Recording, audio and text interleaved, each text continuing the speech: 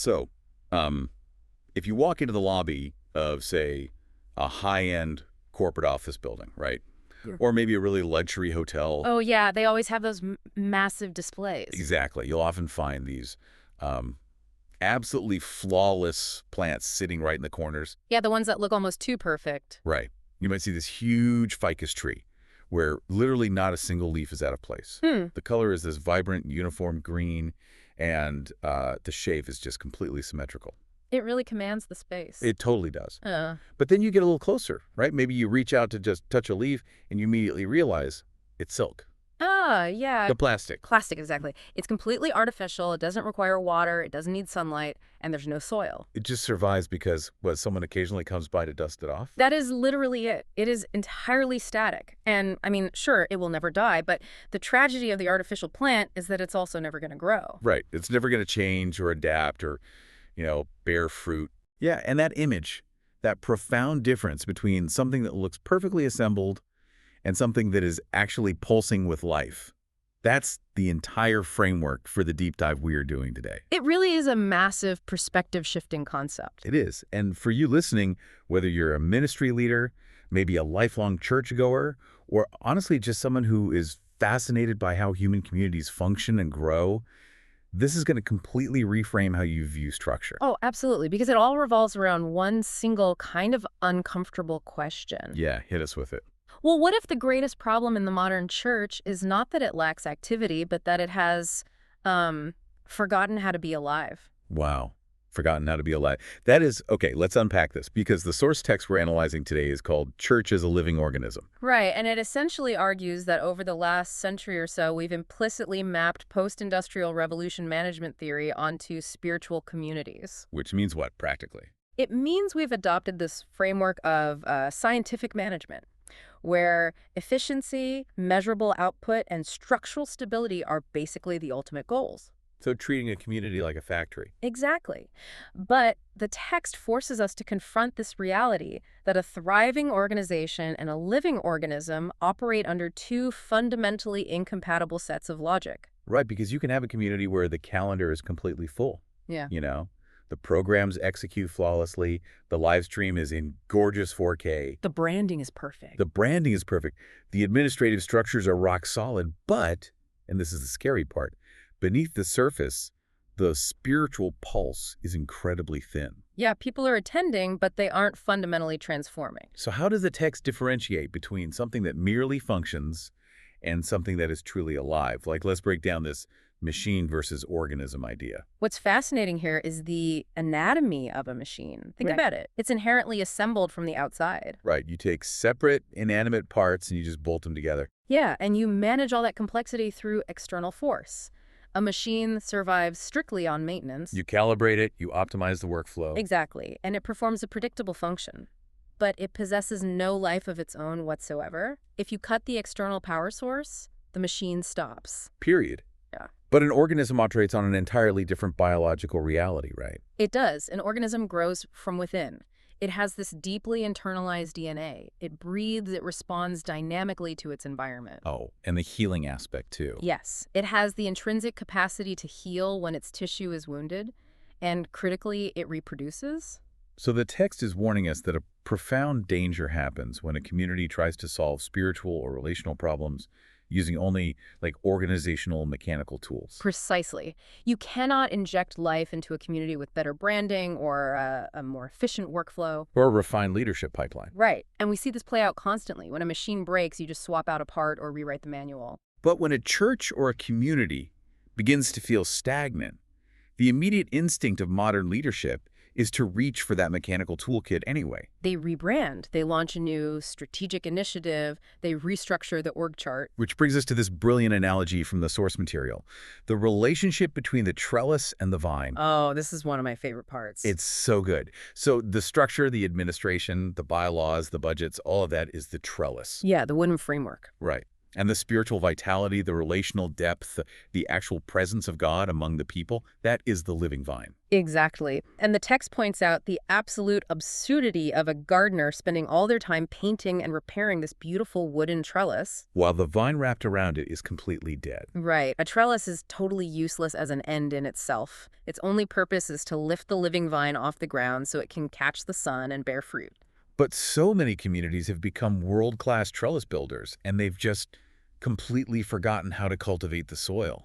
And we really have to recognize how seductive trellis building is for leadership. Because it's measurable, right? Yes, you can put a trellis on a spreadsheet, you can point to it in an annual report, you can control it.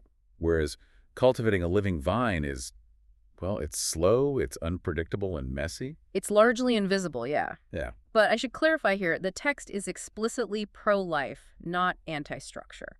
Which is an important distinction. But wait, I want to push back on this slightly. Okay, go for it. Because isn't structure intensely biblical? Like if you read the New Testament epistles, especially Paul's letters to Timothy and Titus, he's painstakingly obsessed with structure. He definitely spends a lot of time on it. Right. He's actively appointing elders, setting up qualifications for deacons. He's orchestrating these massive financial collections across continents. Yeah, for the poor in Jerusalem. Exactly. And he literally writes to the Corinthians that worship should be done decently and in order. So does this text advocate for total chaos? It seems like the early church viewed structure as the actual skeletal system necessary for the body to survive. That is a really critical nuance, and the text does address this exact tension. The author pushes back heavily against the idea that all structure is unspiritual. Okay, good. Because without a skeleton, the body collapses into a gelatinous mass. Right, exactly. The skeletal system is vital. But here's the catch: a skeleton without breath is just a corpse in a museum. Ooh, a corpse in a museum. That's a stark image. The text uses this haunting phrase to describe it. It warns against allowing the church to transition from a dwelling place into a display case. A display case. Wow. So a display case is about appearance and preservation. Yes, maintaining the exact arrangement of the bones, whereas a dwelling place is about messy, active, inhabited presence. So when the fear of chaos overrides the desire for life, a community will inevitably prioritize the display case. They'll protect the traditions, they'll police the boundaries, and they'll ensure that absolutely nothing unpredictable ever happens. And the tragedy there is that dead things can hold their shape for a really long time. Oh, absolutely. A petrified tree can stand in a forest for decades after the sap has stopped running. Just like a church can preserve its theological language and its architectural heritage long after the actual pulse of spiritual life has vanished. Which leads to what the author calls functional faith. The flywheel of the institution has so much historical momentum that it just keeps spinning. Even though the engine is totally dead, no one even notices the lack of a spiritual pulse. Right. Have you, as a listener, ever been part of an organization like that, where the programs continue, the financial reports look stable, but the love is weak and the holiness is just really shallow? It feels like it's running on autopilot without a soul. It's just a machine. Exactly. And so the text forces us to ask whether our structures are acting as a skeleton that facilitates movement or a straitjacket that restricts it. Man, that's powerful. Okay, so if we accept this premise that the church is fundamentally a living organism, we need to understand its anatomy, right? Yes, we need to look at what this life actually looks like. But instead of giving us a single, sterile scientific definition, the source material uses a constellation of biblical metaphors. And constellation is such a fitting word for it. Because a single star doesn't give you the full picture. It's the tension and the relationship between multiple images that reveal the overall shape. Right, we're moving from the macro concept of life to specific biological and relational images. Exactly. And the first one, which is super prevalent in Pauline theology, is the body. Yeah, the body metaphor completely upends how we view participation and value in a community. How so? Well, think about a mechanical system. Parts either compete for dominance or they're viewed as entirely expendable. Like we said earlier, if a cog breaks, swap it out. Right. The machine doesn't care. But a biological body survives precisely because of coordinated difference. The eye cannot become the hand. No, and if it tried, the body would be severely handicapped. The text calls this dignity without rivalry. Dignity without rivalry. I love that. Difference in the body isn't a threat to unity. It's the actual design of life. And here's where it gets really interesting to me. The text puts a huge emphasis on the hidden parts of the body. Yes, it's the subversion of visibility. Because in our culture, especially right now, visibility equals value. The person with a microphone or the largest following is assumed to be the most vital. But biologically, the visible parts, like the skin or hair or hands, they aren't what keeps the organism alive. Right. It's the deeply hidden, entirely unseen organs. The cardiovascular system, the lungs, the liver. If those stop functioning, the visible structure collapses immediately. Which means the person quietly interceding in prayer, or the one silently bearing the burdens of the marginalized, they aren't peripheral, they're the cardiovascular system. And this directly rebukes two specific spiritual diseases, right? Spiritual pride and spiritual passivity. Yeah, spiritual pride is the visible part looking at the hidden parts and declaring, I have no need of you. I'm the one generating all the results. Exactly. While spiritual passivity is the hidden part looking at the stage and concluding, because I'm not up there, I'm unnecessary. Both of which are a fundamental denial of how an organism actually operates. And we can't talk about the body without talking about the head, which is Christ.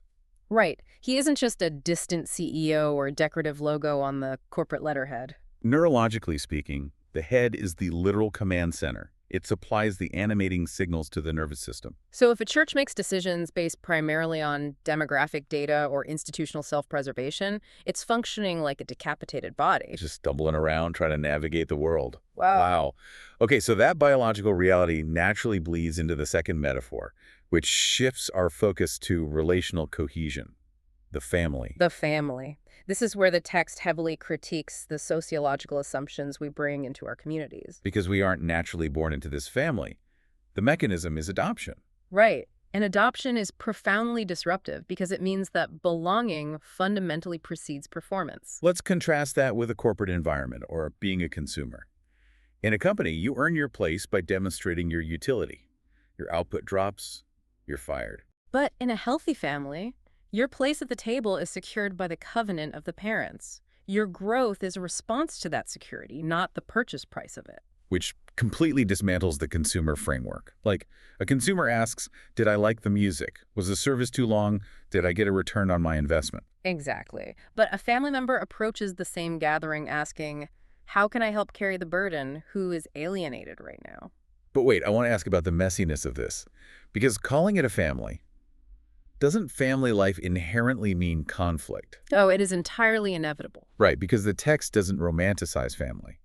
When you remove superficial boundaries and commit to shared life, people are going to step on each other's toes. You're going to dissever people's prejudices, their ignoring habits, their trauma. So how does the text address that friction? Well, the text argues that enduring that friction is the actual crucible of spiritual formation.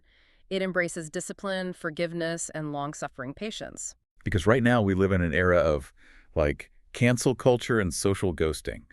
The moment a relationship gets inconvenient, we sever the tie and find a new echo chamber. But love, in this biblical framework, is not passive tolerance. Love corrects. Love stays in the room when the conversation gets incredibly difficult. And if we connect this to the bigger picture, the Greco-Roman context of this was wild, wasn't it? Oh, absolutely. The Roman household, the paterfamilias, was this rigid, unyielding hierarchy of power. The father held absolute authority over everyone. Right. Social stratus were carved in stone. So when the early church starts calling masters and slaves brothers, it's completely breaking down worldly hierarchies. It creates what the text calls a new humanity. Remaining at the table through that conflict is what transforms a crowd into an actual organism. Which perfectly transitions us from the human relationships of the family to the relationship with the divine, which is the third metaphor, the temple. The temple. And in the ancient Near East, a temple wasn't just a large building for singing songs. Right. It was cosmic geography, Wow. the literal intersection of heaven and earth. The resting place for the deity's presence. And the core concept here is Peter calling believers living stones. We aren't just thrown into a random pile. We are actively being chiseled and fitted together. Which means you cannot be a temple as a single isolated stone sitting alone in a field. It destroys the myth of the hyper-individualized spiritual life. Right, because the architecture requires the stones to bear weight together. But the text zeroes in on the most crucial aspect of the temple, its holiness. Yes, its holiness doesn't come from its structural integrity or architectural majesty. It is holy for one reason exclusively. The Spirit of God has chosen to rest there. And this is such a provocative claim from the author. You could have a sprawling, multi-million-dollar religious campus with flawless acoustics and brilliant marketing. A perfectly functioning machine. Yeah, but it can be completely barren of the divine presence. While a tiny, dilapidated room with 20 people can be a radiant, glorious temple if God's presence is truly there. It radically shifts the metric of success from, are we expanding our footprint, to, are we hosting the presence? And hosting the presence requires navigating this massive tension between reverence and access, right? Exactly. Because through the incarnation, the church has been granted bold access to the divine. We don't have to go through a localized high priest anymore. But the text warns that we often misinterpret that access as a license for casual familiarity. We strip the awe and the fear out of our gatherings, treating God like a manageable therapeutic assistant. But God's presence purifies. It burns away the chaff.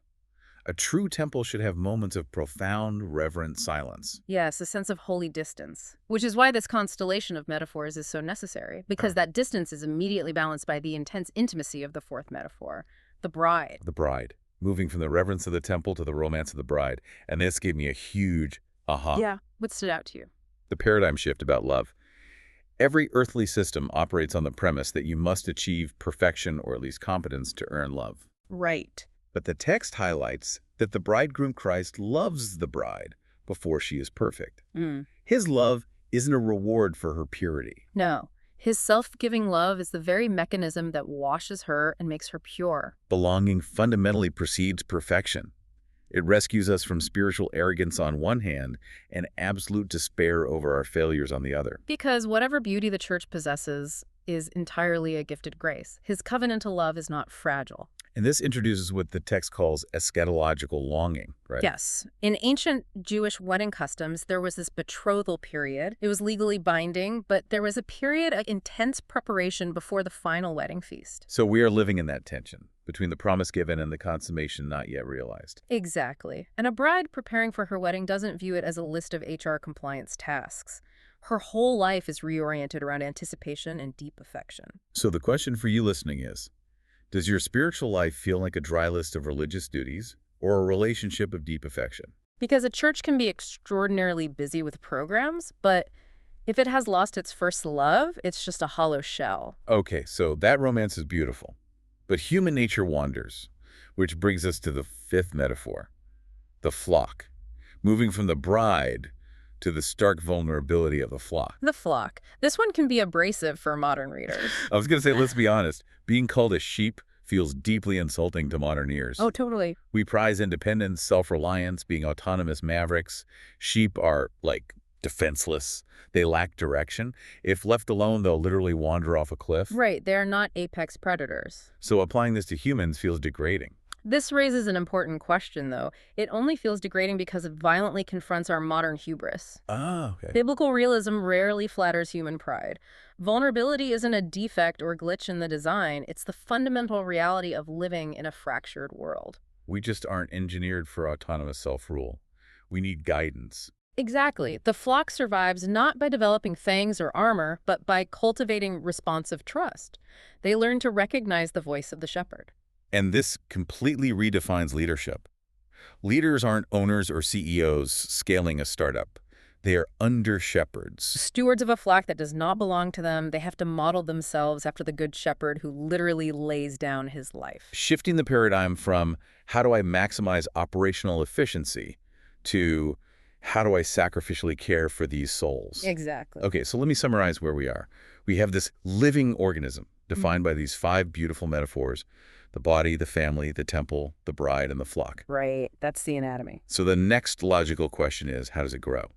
And this brings us to part 3, the reproductive logic of the kingdom. This section draws an incredibly sharp distinction between corporate expansion and biological reproduction. Yeah, replication versus reproduction. Let's use a business analogy here. Yeah. If you franchise a fast food restaurant, that's replication. Right. You copy the operational manual, standardize the supply chain, and stamp out an identical factory in another city. It's fast, efficient, but requires 0 biological life. But if you plant an apple orchard, that is reproduction. Because a mature tree has to drop a seed into the dark soil.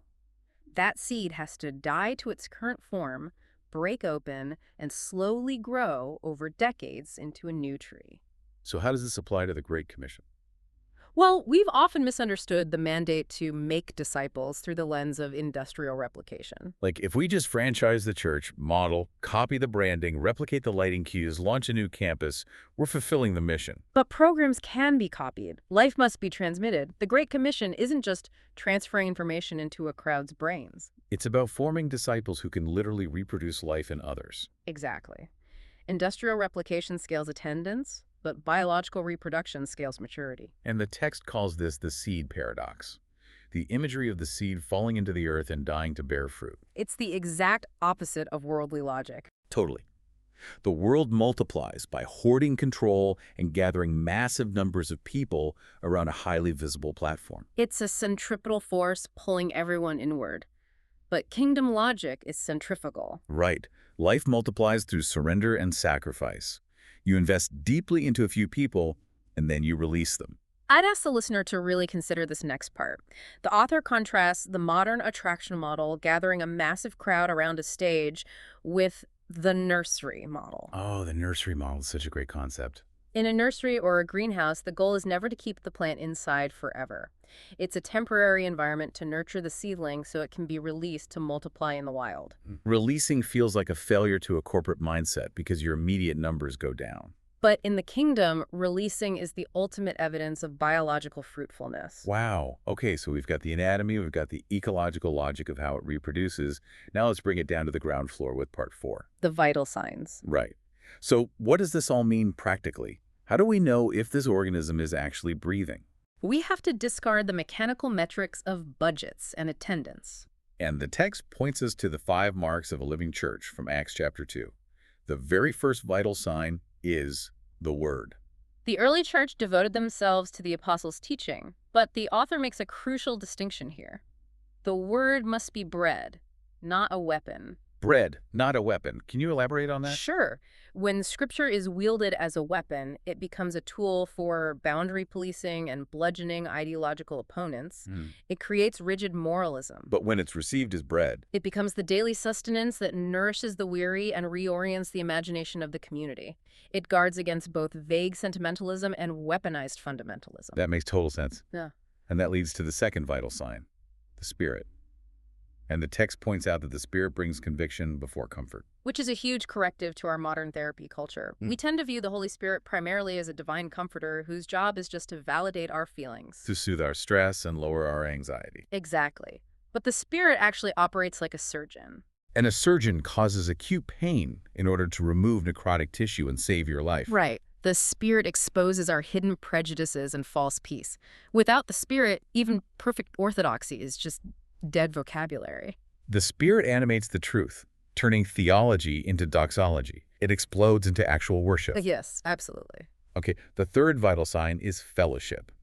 And the text strongly differentiates between mere friendliness and true fellowship, or koinonia. Friendliness is what you get at a coffee shop. It's polite, it's risk-free, you maintain your autonomy. But koinonia implies deeply costly shared life. It ties back to the family metaphor. It means noticing when someone is absent, not because a database flagged it, but because there's a literal hole at the table. Carrying their grief. Enduring the slow, messy work of reconciliation when trust is broken. In a consumer culture, you abandon a defective product. But in koinonia, you stay in the room and do the repair. And that shared life is physically manifested in the fourth vital sign, the breaking of bread, focusing specifically on the physical table. The Lord's Supper. In a digitized world, eating together forces the organism to slow down.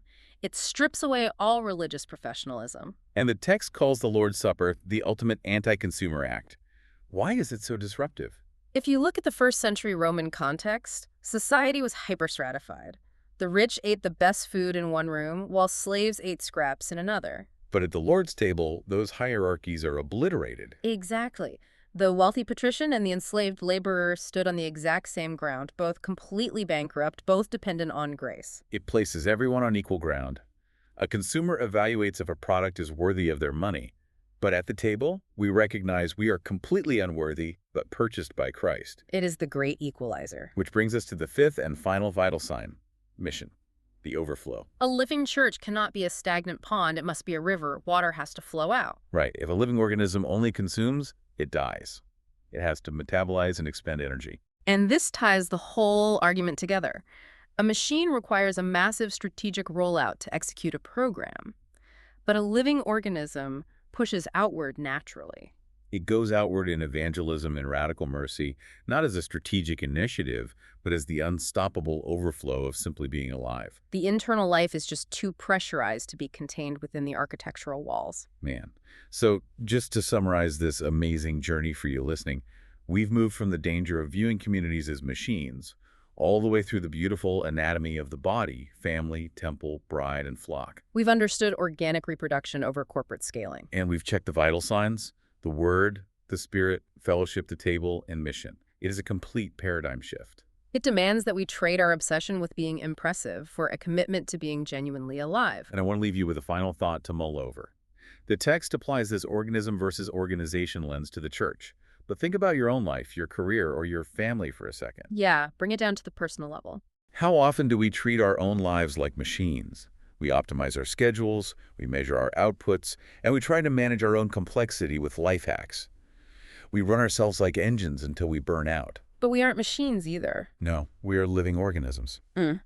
So what would it look like if you stopped trying to merely organize your life this week and started asking yourself what you actually need to breathe, grow, and be alive? Because just like that flawless plastic ficus tree in the corporate lobby, It is entirely possible to look perfectly assembled on the outside while remaining completely stagnant on the inside. are you merely functioning or are you actually flourishing? We'll leave you with that question to explore on your own.